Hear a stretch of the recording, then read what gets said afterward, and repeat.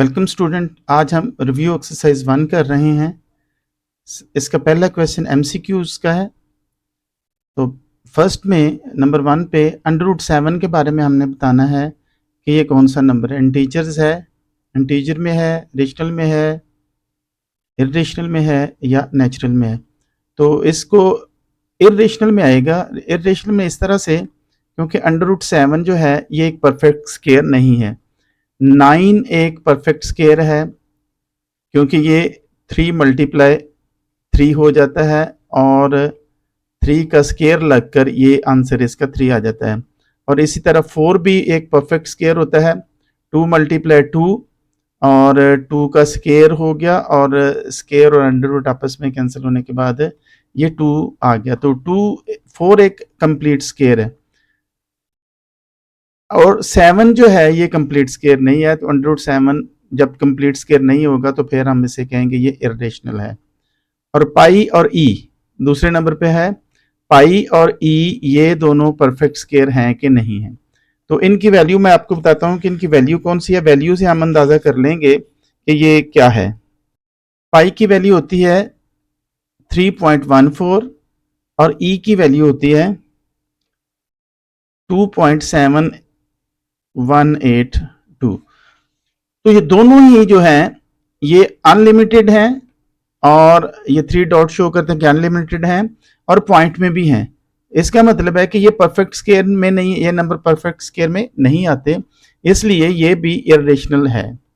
उसके बाद if pi is not a perfect square then nth root क्या होगा। फिर nth रूट जो है ये क्या होगा। nth रूट हमारी उसी कैटेगरी में कि खुद ही इसमें कहा गया है कि ये परफेक्ट स्क्वायर नहीं है। तो अगर परफेक्ट स्क्वायर नहीं है तो फिर ये इर्रेशनल नंबर हुआ। अब अंडर रूट जो नंबर 4 पे है, √3 और √5, ये 3 और 5 दोनों ही परफेक्ट स्क्वायर नहीं है, इसलिए ये भी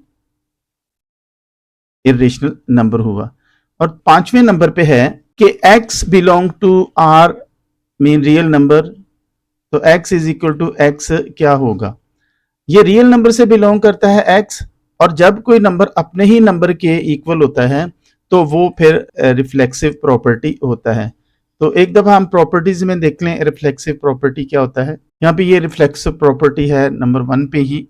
तो यहाँ पे लिखा हो कि a belong to r mean real number, तो a is equal to a होता है रिफ्लेक्सिव प्रॉपर्टी। तो इस तरह से हमने ऑप्शन जो चुना है इसका रिफ्लेक्सिव प्रॉपर्टी, तो ये हमारा करेक्ट हुआ। नेक्स्ट है let a b and c belong to r then a smaller than b and b smaller than c implies a smaller than c। यहाँ पे हम अगर प्रॉपर्टी को देखें तो ये नंबर 3 पे जो है ट्रांजिटिव प्रॉपर्टी है।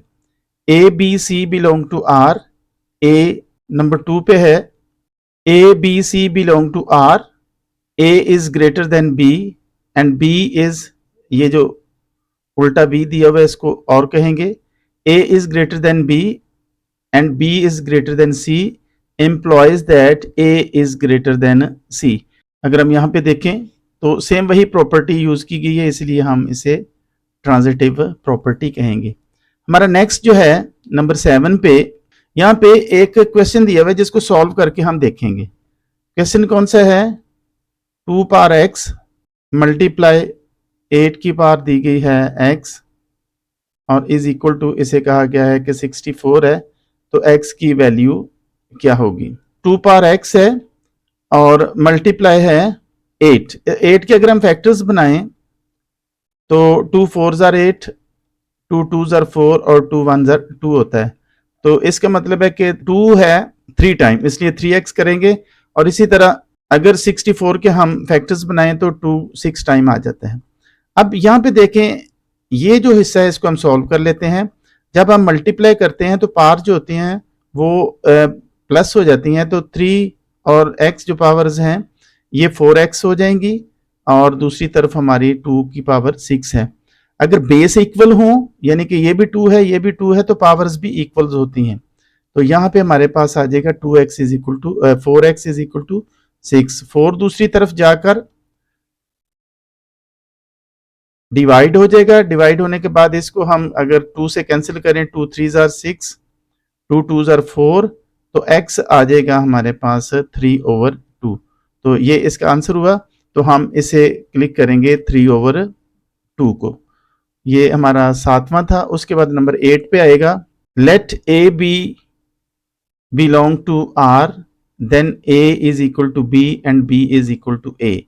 तो हम प्रॉपर्टी के पेज पे चलते हैं और वहां पे हम देखते हैं कि वहां पे इसके बारे में क्या दिया हुआ है। यहाँ पे प्रॉपर्टी के पेज पर अगर हम देखें तो ये सिमेट्रिक प्रॉपर्टी बनता है, a b belong to R, a is equal to b implies that b is equal to a. तो इस तरह से ये सिमेट्रिक प्रॉपर्टी हुई। तो ये वाला सिमेट्रिक प्रॉपर्टी है। उसके बाद हम नंबर 10 पे जा रहे हैं, नंबर 9 पे। नंबर 9 पे इसको हम पहले सॉल्व करके देखेंगे। 75 under root plus 27 under root. तो ये प्लस हो रहा है। अब इसके हम फैक्टर बनाएंगे, 5 multiply 5 multiply 3 plus 3 multiply 3 multiply 3। ये 5 5 ज़ार 25, 25 3 ज़ार ये 75 होता है। अब हम जो स्केयर बनता है, जो 2 टाइम है उसका स्केयर लग जाएगा। अब इसको हम सेपरेट कर देते हैं, 5 square multiply 5 square under root और under root 3 plus under root 3 square multiply under root 3। अब ये कैंसिल हो जाएंगे तो आएगा हमारे पास 5 under root 3 plus 3 under root 3। तो ये इनका जो अंडर रूट है वो 3 दोनों का ही है, इसलिए हम इनको ऐड कर सकते हैं। 5 एंड 3 8 अंडर रूट 3। तो इस तरह से हमारा आंसर कौन सा होगा, ये वाला डी, 8 अंडर रूट 3। अब हमारा लास्ट क्वेश्चन है। लास्ट क्वेश्चन में the product of 3 plus under root 5 3 minus under root 5, इसको हम सॉल्व करके देखेंगे। 3 plus under root 5 and 3 minus under root 5। ये एक दफ़ा प्लस में है, एक दफ़ा माइनस में है। तो यहाँ पे फॉर्मूला कौन सा होगा, a plus B, a minus B is equal to A square minus B square. तो यानी कि पहले ही जो है उसका भी, इसे a हम समझेंगे इसका स्केयर, और अंडर रूट 5 जो है उसको हम b समझेंगे उसका स्केयर। तो 3 का स्केयर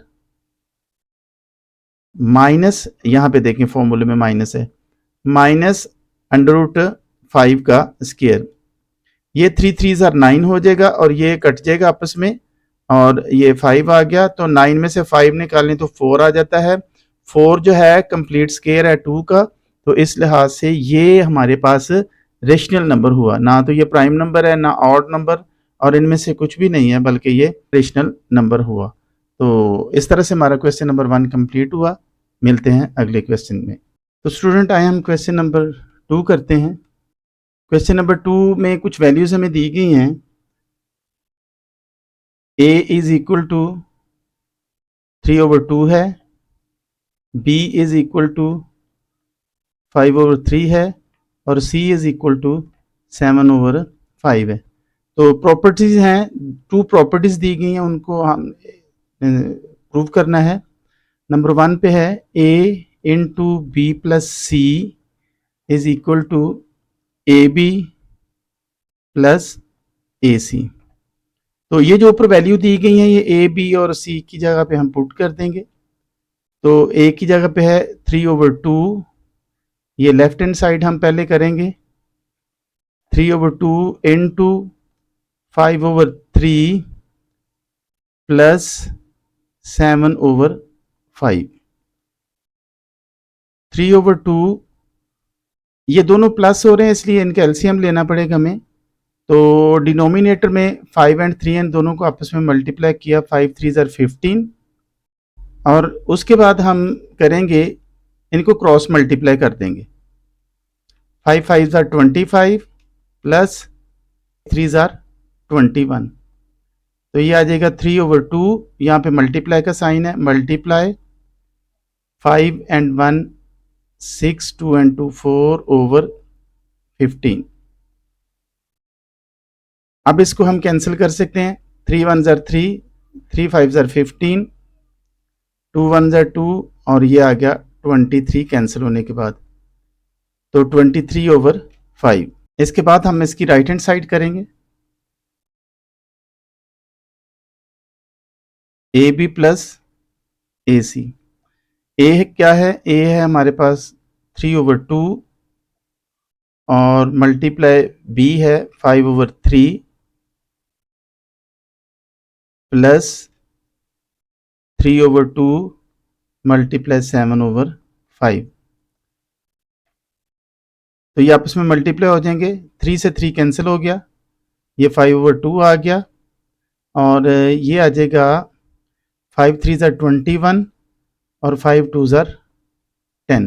इन कैल्शियम 20 आ जाएगा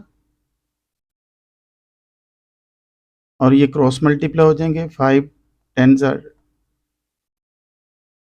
50 और प्लस 40, 2 21 2 ज़र 42। तो दोनों को हम ऐड कर देंगे और इनको हम डिवाइड करेंगे 4 से। तो 92 को 4 से डिवाइड किया, 4 2 ज़र 8, 4 3 ज़र 12,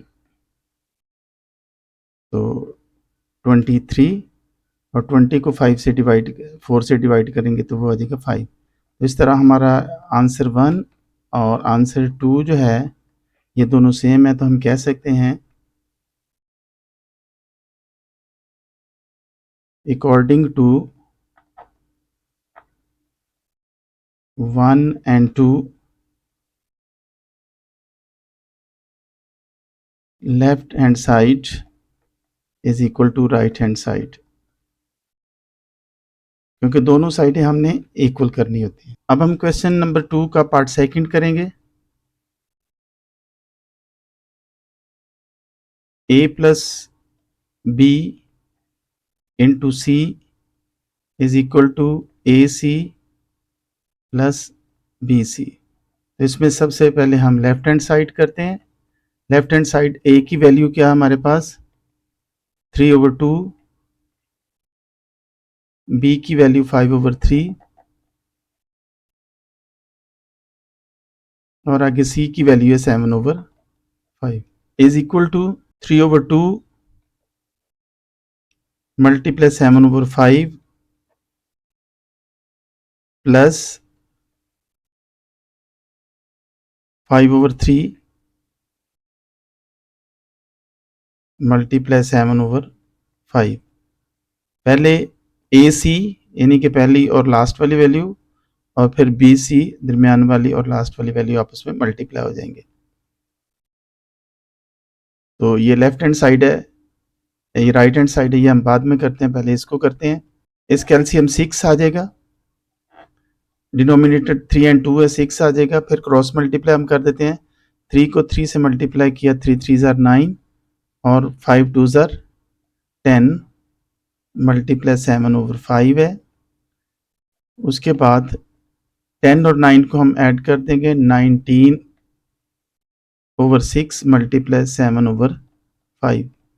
तो ये डिनोमिनेटर और न्यूमरेटर आपस में कैंसिल नहीं होते, इसलिए 19 को 7 से करेंगे तो 133 आ जाएगा और 5 को 6 से करेंगे तो ये 30 आ जाएगा। तो ये हमारा पहला आंसर है। उसके बाद हम इसका सेकंड हिस्सा कर रहे हैं, यानी कि लेफ्ट राइट हैंड साइड। इसको पहले हिस्से को करेंगे, 3 over 2 मल्टीप्लाई 7 over 5 है और साथ में इसका दूसरा हिस्सा है 5 over 3 मल्टीप्लाई 7 over 5। ये डिनोमिनेटर पहले वाले हिस्से में डिनोमिनेटर और न्यूमरेटर आपस में कैंसिल नहीं होते, इसलिए न्यूमरेटर को आपस में और डिनोमिनेटर को आपस में हम मल्टीप्लाई कर देंगे। 7 3 ज़र 21 और 5 2 ज़र 10 प्लस इधर से 5 कैंसिल होता है, बाकी हमारे पास बचेगा 7 over 3। तो अब बीच में एडिशन का साइन आ गया, इसलिए हम इसको मल्टीप्लाई करते हुए हम इसका एलसीएम लेंगे। तो एलसीएम नीचे वाले का है 10 को 3 से हमने मल्टीप्लाई किया तो 30 आ गया। फिर हम क्रॉस मल्टीप्लाई करेंगे 21 को 3 से 63 आ गया और 7 को 10 से 70 आ गया। अब दोनों को हम ऐड कर देंगे तो ये आ जाएगा 133/30। तो ये हमारा सेकंड आंसर है। तो दोनों रिजल्ट को देखते हुए हम